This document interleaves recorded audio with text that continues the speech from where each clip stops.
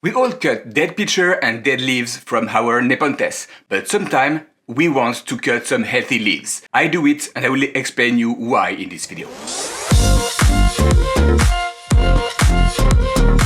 Hi, my name is Remy and I love Nepenthes. So why cutting healthy leaves? Obviously the leaves will produce some energy, the photosynthesis, so you should not cut it.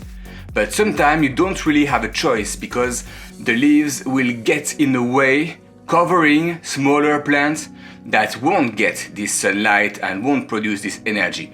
And usually the leaves of a Nepenthes can last forever. You have big leaf jump like that and the smaller leaves from a year ago are still green. That's the one that I tend to clean. I like to clean the substrate. I want the substrate clean from old leaves. I want to be able to see, to spot if there is some basal shoot or not. I want to be able to water them properly. I want to be able to spray my sphagnum moss so it's looking good. So all those leaves are in the way and sometimes you may want to cut them. I want to show my point on video, so I will show you what I have on the windowsill and why I cut it, and obviously the result. So that's the windowsill, November, beautiful sunny winter day. Even the snow is melting, it's really a nice weather lately.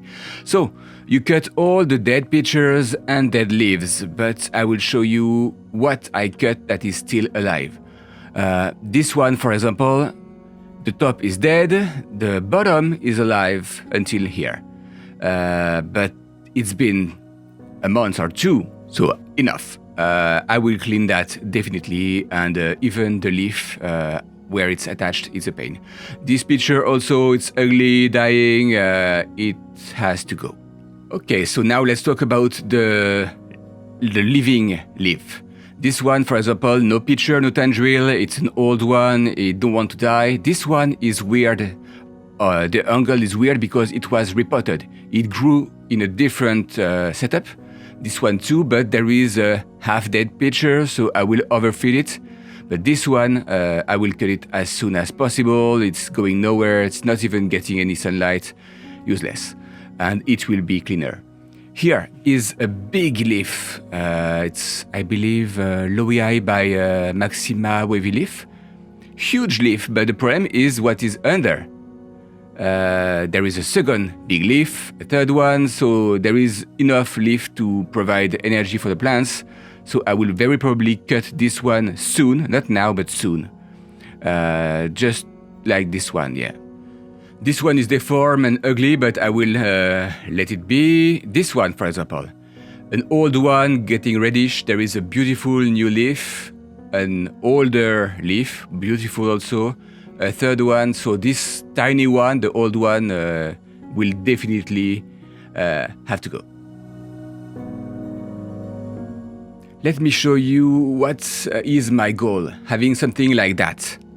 Really clean substrate, sphagnum moss, and that's it. Just as this one, this part is good. Here everything was repotted in that very goal. I even cut a leaf here, as you see. Here, all those plants were changed, repotted, changed spot, everything. So they grew, the leaves grew in a weird shape. They were resting on other stuff and now it's not there. And they got rigid. So they are all over the place, upside down sometime, covering definitely others' plants. So see, 3 leaf, 4 leaf, and finally I can see the new pitcher. So soon I will have to cut all these leaves to give some space to the pitcher. Really quick, if you're new here, I explain everything about growing Nepenthes on a windowsill or in a grow tent. So if you love pitcher plants, make sure you subscribe. Let's go back to the video now.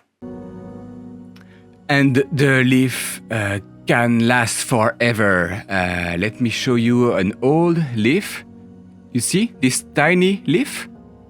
It's been there since I got the plant.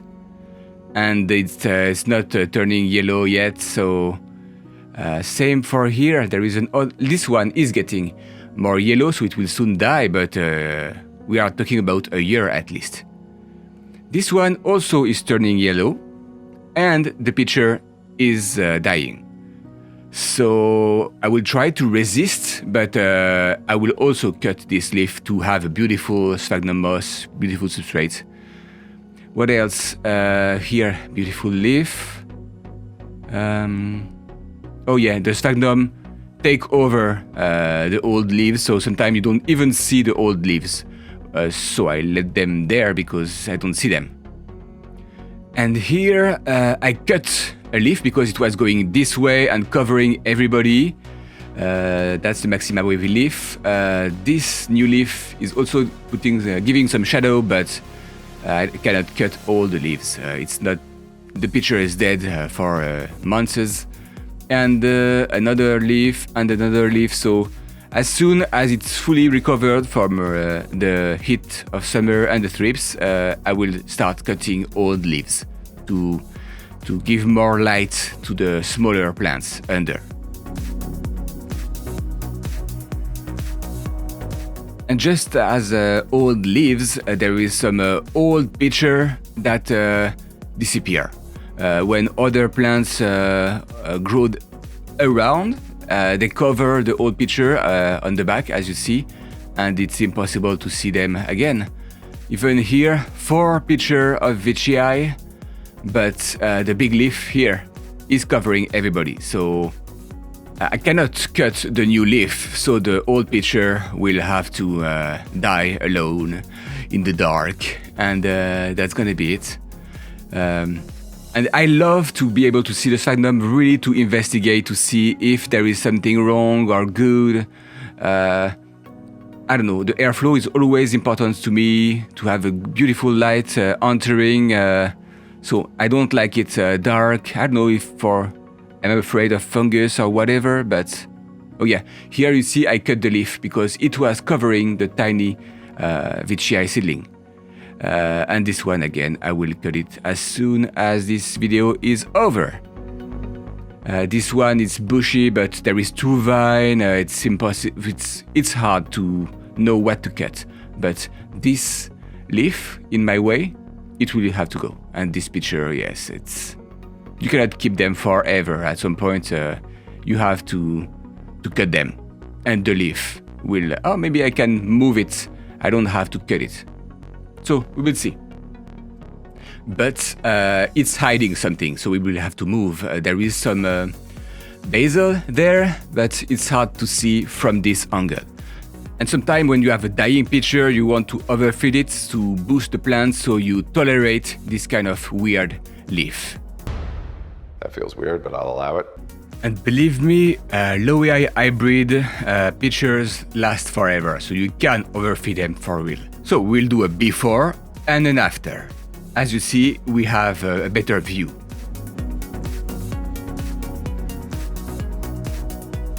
And the whole windowsill will look better. It will be more, I don't know, more space, less crowded.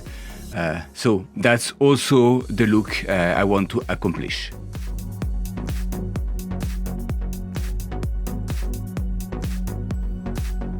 If you want to learn how to trim your Nepenthes, here is a video for you. If you ever cut healthy leaves, please let me know in the comments so I feel less alone. And until next time, happy growing!